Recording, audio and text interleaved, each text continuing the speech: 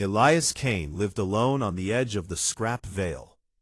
The Scrap Veil was a huge cloud of gas and dust in deep space.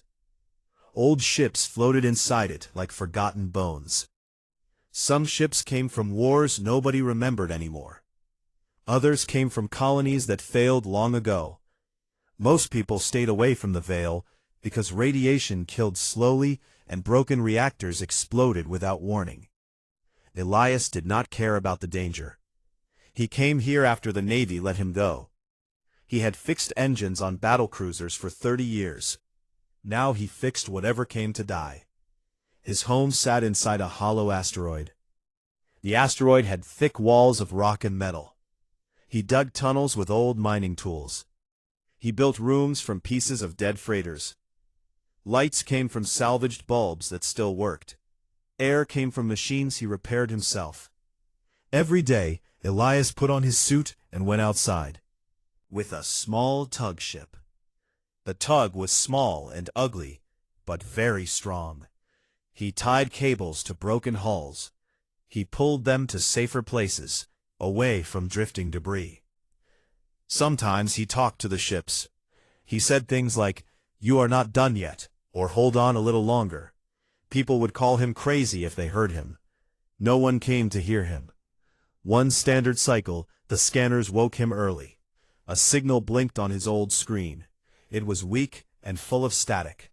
A ship was coming in slow and hurt. Elias watched the shape grow closer.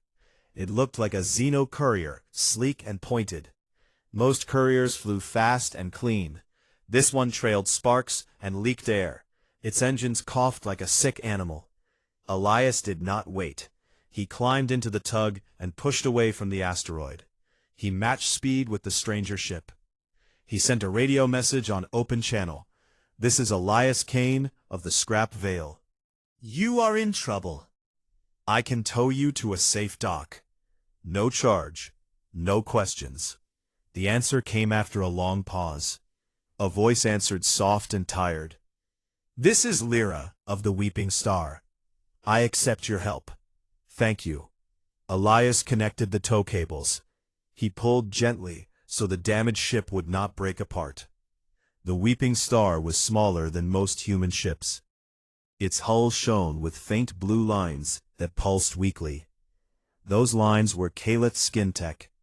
Calith were tall and made of light. They glowed when they felt strong emotions.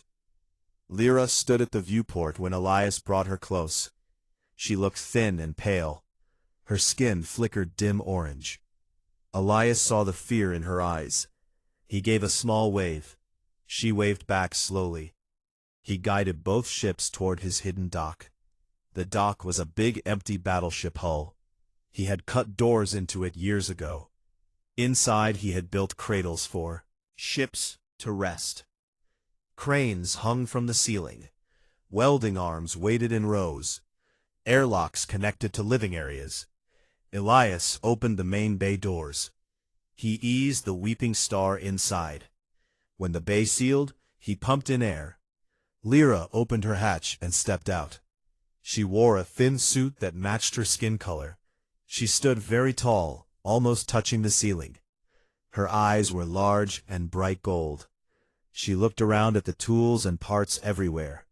"You live here alone?" she asked. "Yes," Elias said. "Why do you help strangers?" "Because ships should not die alone," he answered, "and neither should people." Lyra looked down. "My ship is dying," she said. "Slavers chased me for weeks. I ran out of fuel and parts. The core is failing. I thought this was my end." Elias walked to the Weeping Star. He touched the hull gently. "I can fix it," he said. "It will take time. While I work." Lyra stared at him. "You ask nothing in return. No credits, no trade, no bet. Nothing," Elias said. "Just let me work." Lyra followed him inside the ship. The inside smelled of burnt wires and ozone. Consoles sparked in places. One wall had a long crack. Air hissed from small holes. Elias opened panels and looked at the damage. He whistled low. "This is bad," he said, "but not impossible." He pulled out his tools. He started right away. Lyra watched him. She had never seen a human work like this. He moved fast but careful. He talked to the ship while he worked. "Come on, girl," he said. "You have been brave. Let me help you now." Lyra felt strange watching him. Caliph did not speak to machines. They treated ships as tools only. This human acted different. He treated the ship like a friend. Days passed. Elias barely slept. Parts from 3 old wrecks outside. One wreck was from a dead insect race. Another came from a lizard empire that vanished. The third was human but very old. He mixed the parts together. He built new coolant lines from flexible tubes. He rebuilt the power core with salvaged crystals. He patched the hull with plates he cut himself. Lyra helped when she could. She held lights and passed tools. She learned some human words for parts: spanner, wrench, flux capacitor. Elias smiled when she said them right. One night the reactor hummed again. Lights came back strong on the Weeping Star. Engines tested clean. Life support ran smooth. Lyra stood in the cockpit. She touched the controls. Tears glowed on her cheeks. "It lives," she whispered. "You brought it back." Elias wiped his hands on a rag. "It was never dead," he said, "just tired and hurt. Now it can fly again." Turn to him. "I have nothing to give you. No money, no goods. I have only a story." Elias raised an eyebrow. "A story?" "Yes," she said. "I heard whispers in the black markets. There are other ships out there. Lost ships with crews still alive. Some crews are aliens, some are machines that think. The galaxy calls them junk. They drift and wait to die. If you want, I can tell others about this place. I can tell them a human fixes broken things and asks for nothing." Elias looked out at the scrap veil. Stars shone through the gas clouds. Ships floated silent in the distance. He thought for a long time. Then he spoke quiet. "Bring them," he said. "If they need help, they can come here." Lyra nodded. She stepped close and touched his shoulder. Her hand felt warm and light. "Thank you, Elias Kane. You gave me more than a working ship. You gave me hope." Elias shrugged. "Hope is cheap," he said. "Fixing things takes work. But I have time." Lyra smiled for the first time. "Then I will spread the word. The Weeping Star will carry your name. Elias Kane, the mechanic who remembers." Elias laughed soft. "Just Elias is fine." He walked her to the airlock. She boarded her ship. Engines glowed bright blue. The Weeping Star lifted slow. It turned toward the veil edge. Then it jumped away in a flash of light. Elias stood alone again. He looked at the empty dock. He picked up his tools. Another ship would come soon. He knew it. He went back to work. The scrap veil waited quiet. It waited for the lost ones, and for the human who refused to let them fade away. After the Weeping Star left the scrap veil, word began to move through hidden channels. First it traveled on encrypted refugee nets used by runaway crews. Then it spread among black market traders who sold spare parts in dark stations. "A human mechanic lives in the veil," said the messages. "He fixes ships for free. He asks no credits, no favors, no indenture papers. He treats broken hulls like living things." Some laughed and called it a trap. Others listened because they had no other hope. The first to arrive after Lyra was a hive tender from the lost Cheer colony. The ship looked like a giant metal wasp nest. Its engines were dark and cold. Inside, the last larvae of the Cheer species slept in crystal pods. The adults had died years ago from a plague. The ship drifted on automatic, trying to keep the pods warm. It found the veil by following an old distress beacon Lyra had left behind. Without a word, he opened the main bay and stared at the strange hull. He walked the corridors in his suit. He found the larva pods glowing faint green. He touched one pod gently. "You are safe now," he said to the sleeping young. Then he started work. He rebuilt the failing heaters with scavenged coils. He fed power from his own reactors. He cleaned the air filters clogged with dead insect dust. When the ship hummed again, the pods brightened. Elias never asked for thanks. He just moved to the next wreck. Next came a war drone from the fallen Zorath Armada. The drone was a sphere of black metal covered in gun ports. It had no crew left. Its creators had surrendered long ago and left it to rot. The drone still flew patrols in empty space. It refused to shut down because its last order was to guard forever. When it arrived at the Veil, its weapons powered down slow. Machine voice. "Identify yourself, human." "I am Elias Kane," said Elias. "I fix things here." The drone scanned him for a long time. "You are not Zorath. You are not enemy. You are anomaly." Elias smiled under his helmet. "Call me what you want. Your power core is leaking radiation. Let me patch it." The drone hesitated. Then it opened its docking clamps. Elias climbed inside. He worked for 3 days straight. He replaced leaking lines with flexible hoses. He sealed cracks with human weld compound. He talked to the drone the whole time. "You fought well," he said. "Now rest." When the core stabilized, the drone spoke again. "I have no orders left. What is my purpose now?" Elias thought for a moment. "Help me keep this place running," he said. "Guard the weak ones who come here." The drone pulsed once. Accepted new protocol. Designation changed to Sentinel. Took position outside the main dock. Its guns pointed away from the sanctuary.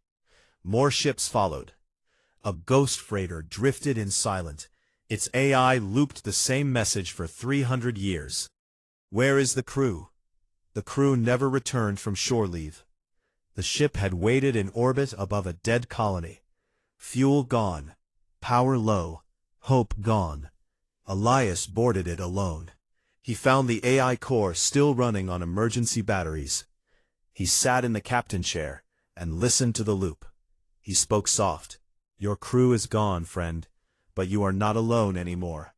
He spent a week rebuilding the nav system. He gave the AI new logs to read. Stories of other ships that came here. Stories of repairs and second chances. The AI stopped looping. It spoke in a new voice. "I remember now. I will carry new stories." Elias named it Memory. Memory became the archive for the growing sanctuary.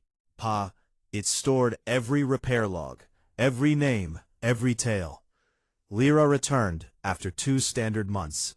She brought her ship in smooth and clean. She stepped out and looked around. The dock was different now. Lights burned brighter. New cables ran between old hulls. Habitats grew inside hollowed battleships. She saw the cheer hive tender parked nearby. Larvae pods glowed warm. She saw Sentinel floating watch. She saw Memory's lights flicker as it greeted her. "You started something big," she said to Elias. Elias wiped grease from his hands. "I just fixed what came. They keep coming." Lyra smiled. "I told others. Now they come faster." She stayed this time. She became the voice that spoke for those who had no mouths. She translated clicks and hums and light pulses. She calmed the angry ones who still remembered chains. Elias made rules. He wrote them on a metal plate, welded it to the main dock wall. The Covenant. 1. No fighting inside the Veil. 2. Everyone works to keep the place alive. 3. Broken things get fixed, not scrapped. 4. No one gets turned away twice. The rules were simple. They worked because everyone who came had been thrown away once. They did not want to throw anyone else away. Elias taught tricks he learned in the Navy. He showed how to bypass a locked reactor with a piece of wire. He showed how to make air from ice and old batteries. He showed how to weld in zero gravity without burning your suit. Aliens watched and learned. Some tried the tricks themselves. They failed at first. Then they succeeded. They laughed in their own ways when it worked. The sanctuary grew. Old battleship hulls became living quarters. People and machines shared corridors. Cheer larvae hatched and crawled on warm decks. They learned to speak with light pads. They called Elias the Warm One. Sentinel patrolled the outer edges. It warned away pirates before they got close. Memory told stories at night cycle, stories of lost ships that found home. Elias still worked every day. He never stopped. He patched engines and sealed hulls. He listened to dying AIs and frightened crews. He never asked for payment. One evening he sat on a viewing deck. He looked out at the scrap veil. Ships floated around his asteroid like sleeping birds. Lights glowed from every one. Lyra came and stood beside him. "This place has a heart now," she said. "Because of you." Elias shook his head. "Because of them," he said. "I just opened the door." They walked inside together. Another signal blinked on the scanner, another lost one coming in. Elias picked up his tool belt. "Time to work," he said. He walked toward the dock. Sanctuary waited. It waited for more broken ships, more lost souls, and for the stubborn human who refused to let anything stay broken forever. The scrap veil could not hide forever. Too many ships came and went. Too many voices whispered in the dark channels. One day, a fleet arrived at the outer edge. Heavy-armed tugs pulled by massive haulers. Black hulls marked with the red claw of the iron reclaimers. The cartel claimed the entire veil as abandoned property. They sent scout drones first. The drones flew silent and scanned everything. They found the lights, the habitats, the moving ships. They found a place that should have been dead, but lived. A lead captain laughed on his bridge. "Look at this junkyard," he said. "They rebuilt the trash. Send the boarding teams, take what we want, burn the rest." Elias watched the incoming fleet on his main screen. He sat in the control room with Lyra, and Sentinel linked in. "They are coming for everything," Lyra said. Her skin glowed worried red. Elias nodded slow. "I know. We'll not let them have it." He stood up. "No guns," he said. "No war here. We use what we have." He called everyone to the main dock. Aliens, machines, larvae, crews all gathered. Faces strange and fearful looked at him. "The reclaimers want to strip us," he told them. "They think we are weak. We will show them we are home." He gave orders quick and clear. "Chira larvae, prepare your repair drones. Millions of tiny machines ready to swarm. Sentinel, arm your point defenses, but only for shields. Memory, open every old weapon port on the Ghost Freighter. But do not fire yet. Lyra, coordinate the small ships. Make them dance around the big ones. Everyone else to your stations. Work fast." The first reclaimer tug came close. It fired grapples to latch on a quiet battleship hull. Before the cables tightened, Chira drones poured out. Tiny metal insects covered the tug like angry bees. They chewed through armor plates. They shorted power lines. They clogged exhaust vents. The tug spun helpless. Alarms screamed inside. The crew panicked and cut the cables. They retreated fast. 2 more tugs tried boarding. Sentinel met them. It sang a targeting song that blinded sensors. Old war code jammed their targeting computers. The tugs fired blind. Shots missed wide. Memory opened jump points inside enemy formations. Small rifts pulled one reclaimer hauler off course. It collided with its sister ship. Metal screamed and sparks flew. The attackers lost 3 ships in the first hour. They pulled back beyond the veil edge. Their radio crackled with fear. "This place is haunted," they shouted. "The metal fights back. A human commands ghosts." They ran to report. The cartel did not give up easy. They sent spies next. Small stealth pods slipped through the radiation storms. Elias caught them all. He towed them in gentle. He opened the pods and found frightened scouts. Most were young mercenaries promised big pay. Elias fed them warm food. He let them see the sanctuary. Larvae played on decks. Memory told stories. Lyra spoke calm. "You see this?" he asked the spies. "This is not junk. This is life. Go tell your bosses. If they come again, we will defend harder." The spies left shaken. They carried truth instead of lies. More lost ones arrived during the quiet days. A crystalline choir vessel drifted in. Its hull looked like frozen music. No bodies inside, only voices that sang without lungs. The singers had lost their forms in a plague long ago. Their ship kept their songs alive. Elias walked the empty halls. He listened to the music. It filled his chest with strange peace. Resonance Core. By. He used salvaged human amplifiers. The songs grew stronger. The choir thanked him with a new melody. They named it Elias' Song. A mammalian freighter came next. Crew in cryopods for 80 years. Their nav core had failed after a jump gone wrong. They woke slow and confused. Elias helped them one by one. He explained the years lost. He showed them the sanctuary. One old captain cried when he saw aliens tend human graves with care. He stayed to help. He taught young ones how to navigate old human charts. An ancient war AI arrived last in that wave. It begged Elias to delete it. I have killed too much, it said. My creators are gone. I am guilt. Elias sat with it for 3 days. He argued in binary and words. You were built to protect, he said. You did your job. Now protect here. The AI listened. It changed its mind. Guardian. It joined Sentinel on patrol. The sanctuary grew stronger. Ships linked reactors in chains. Power flowed where needed. Habitats expanded into new hulls. Children of many species played together. They learned each other's languages. They learned human jokes. Elias still worked every day. He patched leaks. He rebuilt thrusters. He listened to fears. One night he stood outside on a viewing platform. Stars burned through the gas clouds. He saw the faint glow of distant reclaimer scouts. They watched, but did not come closer. Lyra joined him. They will return, she said, with more ships. Elias nodded. Let them come. We are ready. He looked at the fleet around him, patchwork and strange and alive. This place is worth fighting for, he said quiet. Not with guns, with everything we fixed. Lyra touched his arm. You started this. Going. Elias shrugged. I just do not like throwing things away. Not ships, not people, not hope. They went inside together.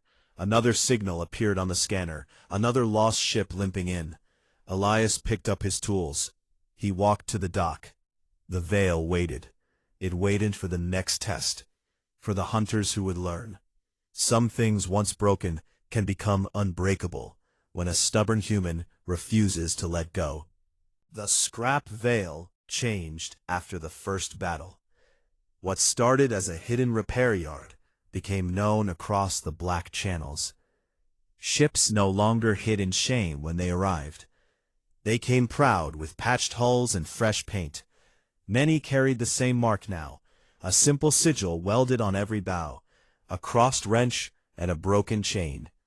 The sign meant freedom from scrapyards and slavers. It meant someone cared enough to fix what the galaxy threw away. The sanctuary grew into a small nation without borders. Old dreadnoughts became homes with gardens under artificial suns. Freighter bays turned into schools where larvae and young mammals learned together. Repair docks stayed busy day and night. Sparks flew constant from welding torches. The sound of hammers mixed with songs from the crystalline choir. Elias still wore the same grease-stained coveralls. He never called himself leader, mechanic. Aliens began to call him other names in quiet voices.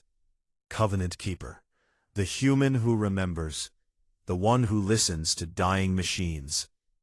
Inside the sanctuary, life found new balance, but tension grew slow, like rust on unused metal. Some residents wanted more than defense. Young Chur warriors who hatched in the Veil spoke of revenge. They wanted to arm the fleet heavy and strike the iron reclaimers first. Mammalian crews who lost families to corporate raids agreed. They said waiting invited more hunters. The war drone Sentinel listened but stayed silent. It followed Elias' rules, no fighting inside the Veil. Others feared drawing bigger enemies. The crystalline choir sang of peace. They said violence would break the songs they rebuilt. Memory, the Ghost Freighter AI, replayed old logs of lost wars. It warned that empires rise on broken promises. Elias heard every argument, never raised his voice. He called gatherings in the main dock. Everyone sat in a wide circle. Humans, aliens, machines, larvae, all together. He spoke calm. "We did not build this place to become another empire," he said. "We built it so nothing gets thrown away again. Not ships, not souls, not stories. If we attack first, we become the hunters we ran from. If we hide forever, the hunters find us anyway. So we stand, we repair, we remember, we defend when they come, but we do not start the fire." Most listened. Some grumbled but obeyed. The covenant held. A turning point came on a quiet cycle. A massive dreadnought limped through the Veil edge. Its hull carried scars from the old Human-Krev War. A century ago, humans and Krev fought to a bitter draw. The ship was human-built. Its last crew member slept in a cryopod deep inside. Elias towed it in, careful. The pod chamber. Frost covered the glass. Inside lay an old human man, white hair, thin arms, covered in faded navy tattoos. Elias thawed him slow. The man woke confused. He looked around at strange faces, at aliens tending consoles, at larvae crawling nearby. "Where am I?" he asked, weak. "You are safe," Elias said. "This is the Scrap Veil, a place for lost ships." The old man stared at Elias' coveralls. "You are human," he said. "Yes." The man wept then. Tears ran down wrinkled cheeks. "I thought I was the last," he whispered. "I thought we all died out there." Elias sat with him for hours. He told the story of the sanctuary, how it began with one small courier, how it grew with every broken thing that arrived. The old soldier listened. He touched the sigil on a nearby bulkhead, the wrench and broken chain. He smiled through tears. Said, "To your covenant." Elias nodded. "You are welcome here, always." The man took the name Harlan. He became Elias' quiet second. Harlan knew old human fleet tricks. He taught younger crews how to maintain reactors under fire. He shared stories of the Krev War, not as hate, but as warning. He helped Elias mediate arguments. His calm voice carried weight. The sanctuary felt stronger with him there. Ships arrived faster now. A scout drone swarm from a dead mining guild. A living library ship whose pages were crystal data slabs. A pair of mating whale ships whose songs had gone silent from grief. Each one found a place. Each one left better than it came. Elias worked without pause. His hands stayed steady. His back hurt more each day, but he never complained. One evening he stood on the highest viewing deck. The veil spread out below like a slow storm of light, moved gentle between habitats. Sentinel and Guardian patrolled the perimeter. Their lights blinked in rhythm. Lyra joined him. She glowed soft blue. "This is no longer just a repair yard," she said. "It is a legend. Because of you." Elias shook his head. "Because of everyone," he answered. "I just kept the door open." Harlan came up behind them. He leaned on a railing. The old man looked out at the fleet. "I never thought I would see this," he said. "Humans, aliens, machines living together. Not fighting, just building." Elias looked at him. "You helped make it real." Harlan smiled, tired. "We all did." They stood in silence. The stars watched quiet. A new signal blinked on the distant scanners. Heavy engines, many ships, the iron reclaimers coming back, this time with a full corporate armada. Elias felt the weight settle on his shoulders. He turned to Lyra. "And Harlan. They are coming for everything," he said. "We will meet them, not as junk, not as ghosts, as a home worth keeping." He walked down to the dock, tools in hand. The others followed. The sanctuary prepared. Lights dimmed for battle stations. Drones hummed awake. Songs rose from the choir. The patchwork fleet waited. It waited for the final test, for the human who never quit, and for the promise carved in weld scars. Nothing truly lost stays lost forever. Not while one mechanic still has a wrench and refuses to let go. The Iron Reclaimers returned with everything they had. A full corporate armada filled the edge of the scrap veil. Heavy dreadnoughts led the way. Their hulls gleamed black and gold under the nebula light. Support cruisers flanked them. Armed tugs carried boarding marines. At the center floated the Planet Cracker, a massive ship designed to break worlds. Its main cannon could split asteroids in one shot. The cartel captain broadcast on every open channel. "This is Iron Reclaimer Command. The scrap veil is claimed property. Surrender all vessels and habitats, or face total erasure. No second warning." Inside the sanctuary, alarms sounded soft. Lights shifted to battle red. Everyone moved to stations. No panic, only purpose. Elias stood on the main dock bridge, Lyra at his side, Harlan on the other. Sentinel and Guardian linked through memory. In formation. Every repaired ship ready. Elias opened the broadcast. His voice went out calm and steady. "This is Elias Kane of the Scrap Veil. These ships are under repair. Their crews are under my protection. If you fire on them, you fire on a hospital, a home, and a promise I made to people who had nowhere else to go." The Reclaimers laughed across the void. Then fire came. Kinetic rounds screamed toward the habitats. The crystalline choir answered first. They raised a harmonic shield. Incoming metal turned to song. Projectiles slowed and sang as they drifted harmless. Chur repair drones launched in millions. They swarmed the lead dreadnought like silver clouds. They ate into armor. They shorted weapons arrays. The dreadnought fired wild. Shots missed wide. Sentinel sang its targeting hymn. Old war code blinded enemy sensors. The armada saw ghosts on their screens. Memory opened jump points inside enemy lines. Small rifts pulled cruisers off course. They collided in bright flashes. The Planet Cracker powered its main gun. It aimed at the central asteroid. Elias watched the charge build.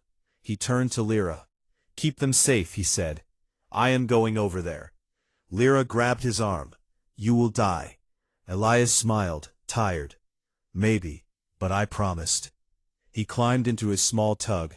The tug was old and patched, but fast. He slipped through the chaos. Drones covered him. He docked on the Planet Cracker blind side. Marines waited at the airlock. He stepped out with no weapon, only tools. "Hands up," he said. "I want to talk to your captain." They took him inside, bound his hands, led him to the bridge. The captain stood tall in polished armor, a thin smile on his face. "The famous mechanic," he said. "Come to." "Beg." Elias looked around. Consoles sparked from drone damage. Crew looked tired and scared. "No," he said. "Come to give you a choice." The captain laughed. "You have no leverage." Elias walked to the main reactor console. He studied the panel. "Your safeties are still on," he said. "Old corporate model, predictable." He pulled a small cutter from his belt. He sliced 3 key lines. Alarms screamed. The reactor began to overload. Warning lights flashed red. The captain stepped forward. "What did you do?" Elias looked at him, calm. "I removed the brakes. In 10 minutes this ship tears itself apart. From the inside. You can shut it down. Or you can leave. Your call." The captain stared. Crew whispered. Panic grew.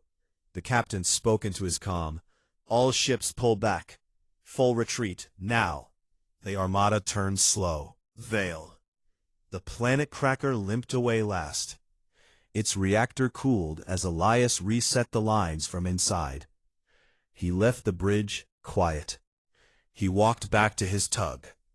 The crew watched him go. No one stopped him. Back in the sanctuary, cheers rose. Ships sounded horns in old fleet style. Larvae glowed bright. The choir sang victory. Elias docked. He stepped out tired. Lyra hugged him fierce. Harlan clapped his shoulder. You crazy old man, Harlan said. Elias shrugged. Just another repair. The galaxy noticed the battle. Diplomatic ships arrived days later. Envoys from many species. Some cautious, some curious. Some offered treaties, others offered threats. Elias met them in his oil-stained coveralls. He stood on the main dock.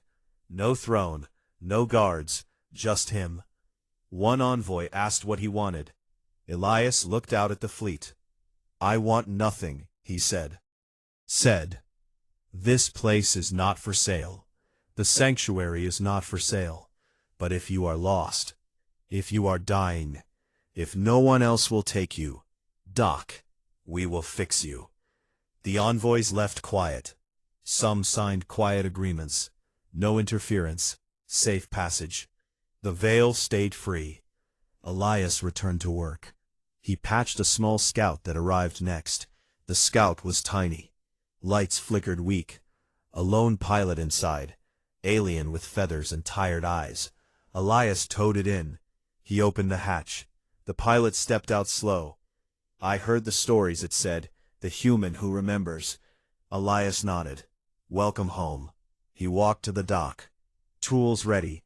The scout rested in its cradle. The sanctuary hummed around it. Lights glowed from every hull. Songs drifted through corridors. Children laughed in many voices. Elias stood on the viewing deck once more. Scrap veils stretched wide. Stars shone through the clouds. A new arrival blinked on the scanner. Another small ship. Another flickering light. Another soul that needed remembering. Elias smiled, tired but unbroken. He muttered soft to the empty air. Another one. He picked up his wrench. He walked toward the dock. The promise held strong, written in weld scars and stubborn hope. Nothing truly lost stays lost forever. Not while one mechanic still works and refuses to quit.